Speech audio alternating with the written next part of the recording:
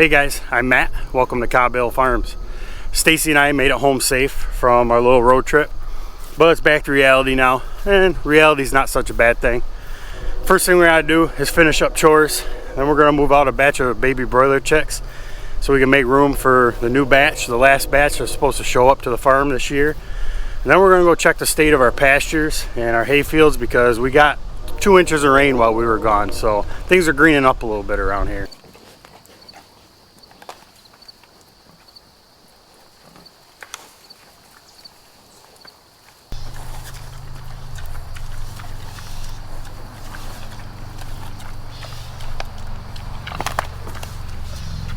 The piggies are doing well. They got about 2 weeks left here on the farm. They're nice and happy.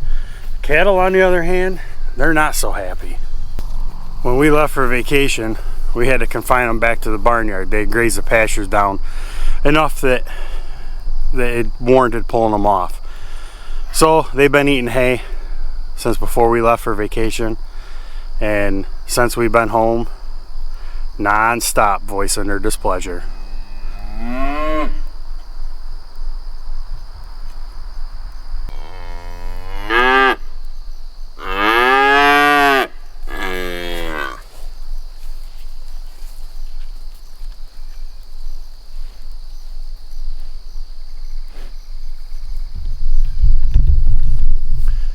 This one here has 1 week left on the farm. She's slated to go to the butcher next week. She's going to fill the freezer for us to be able to take to farmer's market and sell like we've been selling by the cut all summer long. That's gone really well. The 2 cows that we took in June to the butcher, and we sold all the steaks and roasts in 11 markets. Between the 2 different markets we go to, 11 markets total. All the steaks and roasts from 2 cows gone, and about 3/4 of the ground beef. We have about a little less than 1/4 of ground beef left that we're selling, so that's what we've been selling at market. So we're definitely looking forward to her going, so we have more cuts to sell at farmers market. It's just a wee bit cooler around home too than it was out in Nashville and Rantoul, Illinois. I had to bust the flannel out again.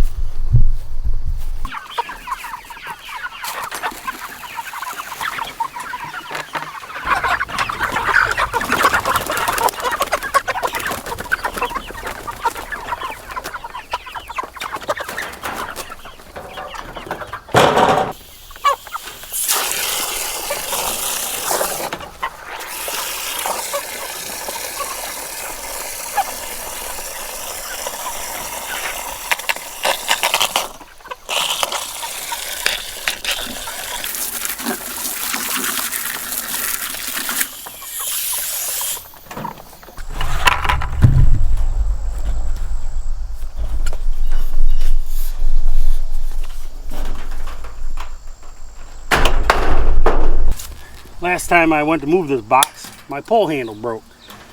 So before I put new chicks in it, I'm gonna put a new piece of cable on here because it's just a little bit short from that.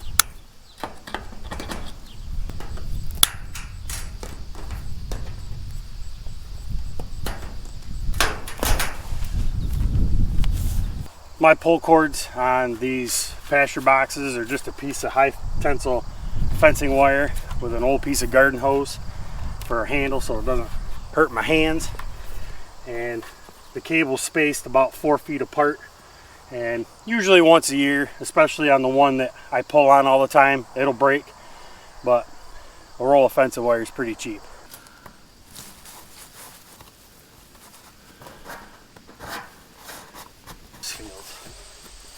That's about right. When I set this up, I like to have the pull cord to where I'm standing just about straight up and down, and a little bit of lifting with the legs, because as you go to pull back, the front of the box lifts up anyways. So I like it right where it is.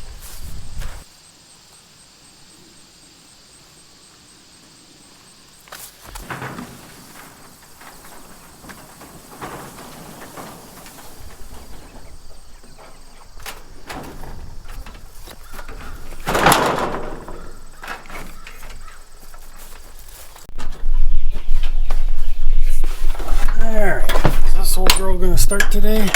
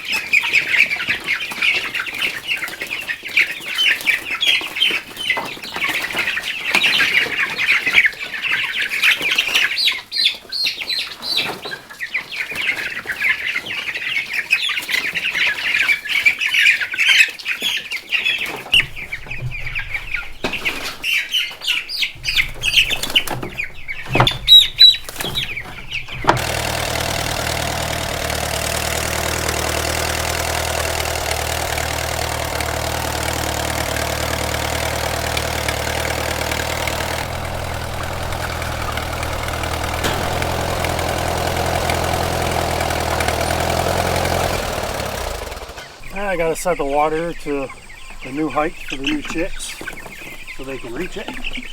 I use a screw, then I can just wrap the string around the screw and that changes the height. So works really well. As they get bigger, you just wrap it around there and raise the water up and helps keep the water cleaner.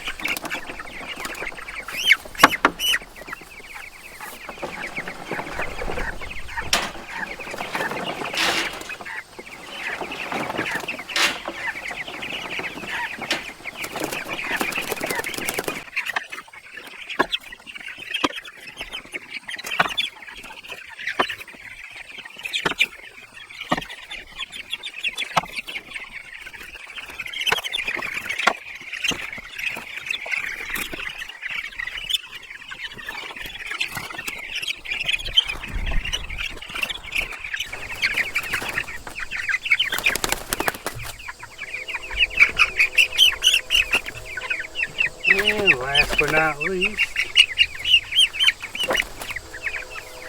there you go, ladies.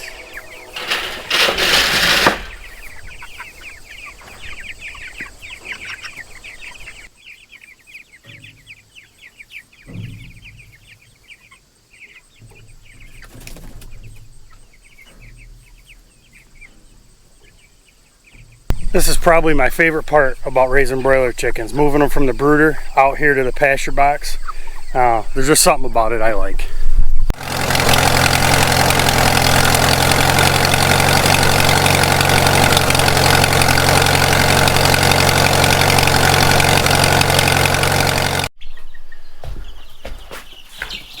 Alright, on to the second step of this process.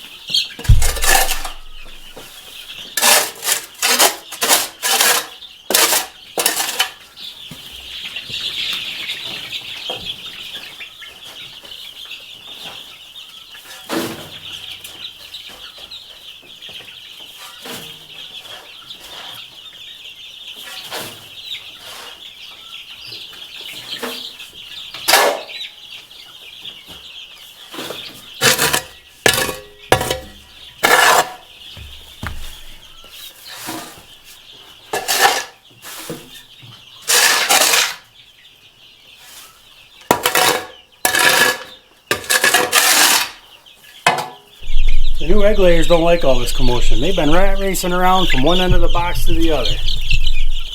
Look how big they're getting now.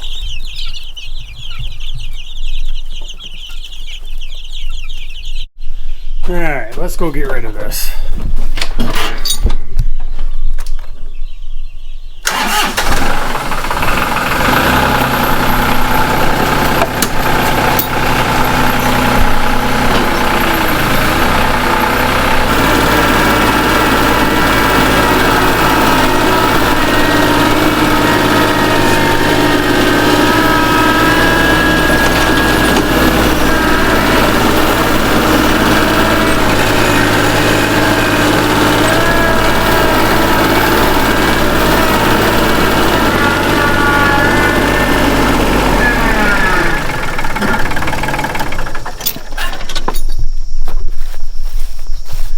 I'm curious, this is the well for the farm. This is where we get our water.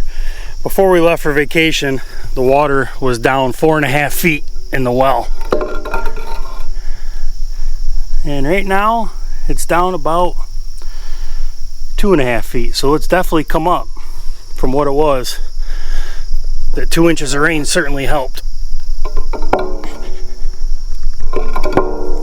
We don't have municipal water that runs by the house, so that well has been here all 40 years that I've lived here, and in that 40 years I can never remember this well going dry. That well is constructed of 3 5-foot well casings, so it's a total of about 15 feet deep. So I always like to check it when we have a dry summer.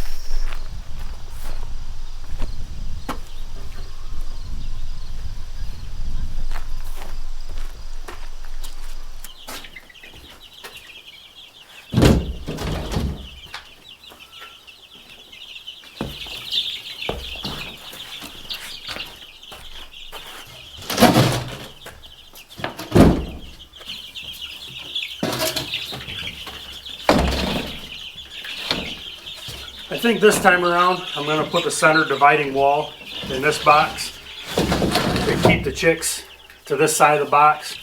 We're starting to get some cooler nights, so this way here I can put a blanket over the top and help keep the heat in, and it's just a smaller area.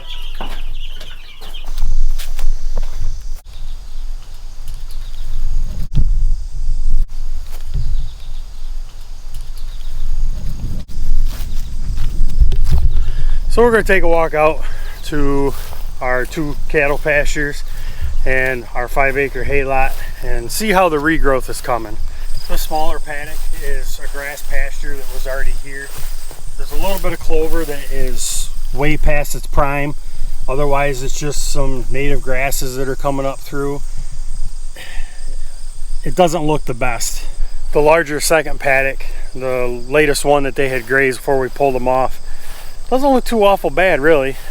For only really being a little over a week since the cattle have been pulled off, it doesn't look too awful bad. The regrowth is coming along pretty nice. I actually like this paddock a little bit better than the other one. So that leaves me with a little bit of wondering what to do. Do I leave the larger paddock alone and this will be the next one the cows come out on? What do I do with that one? Maybe I should just go ahead and mow that one, because yes, there's some regrowth coming up through it, but the little bit of regrowth that is there is not a whole lot. So maybe we'll see what happens. Maybe that's what I'll do. Maybe I'll mow that one down. We'll leave this big one alone and just hope we get some more rain and some nice growing weather for these pastures. A couple videos back, we were out here looking at this 5-acre hayfield, and this hill behind me was brown. Well, as you can see, it's changed a little bit. The little bit of rain we've had over the last week definitely helped bring the color back and help rejuvenate that grass. So it's coming along fairly nice. The rest of this looks like it filled in pretty good too. It's filled in so much so that this grass is almost 2 feet high. If we got the right stretch of weather, I might have to try to get out here and get some square bales made. I know this would make some of my hay customers pretty happy if I could at least come up with something for them. Up here in our 10-acre hay lot, the regrowth is spotty at best. The deep-rooted clover has grown, over-matured, and really isn't amount to much of anything. The grass is still got brown in it from moisture deficiency and hasn't really grown. As far as the second cutting, I don't know. Up here I may cut the north piece, maybe this lower section where the grass is a little bit longer, but maybe up here on the knob I'll leave it, and maybe as we get into late summer, early fall, maybe I come up here and flail chop this and feed it to the cows as green chop. So there might be a little bit of a few things going on up here, just not kind of a one answer for everything. So the problem we run into this late in the season trying to get hay made is the shorter days, the cooler temperatures at night creates more dew in the morning, so it takes longer to dry. The one fortunate thing for me up here is there's usually always some sort of breeze, so the hay tends to dry out fairly quick up here. So I don't know, it's with getting this late in the season, trying to make dry hay does get difficult. I gotta say one thing, I do enjoy being home. Going away on vacation, that was nice. You know, seeing the Ryman Auditorium and the Country Music Hall of Fame, the Grand Ole Opry down in Nashville, you know, that's stuff I'll never forget. And then same thing with going up to the Half Century of Progress. But in reality, I'm a homebody. In 41 years up until this past week, the only two states I'd ever been to was New York and Pennsylvania. So I got to check off 5 more states and add them to the list of states I've been to. But in reality, living on a farm, this is our responsibility. Vacations come very far few between. I don't like to just leave this for somebody else to take care of, because this is our deal. So I feel we have an obligation to be here and take care of what's ours, and I'm okay with that.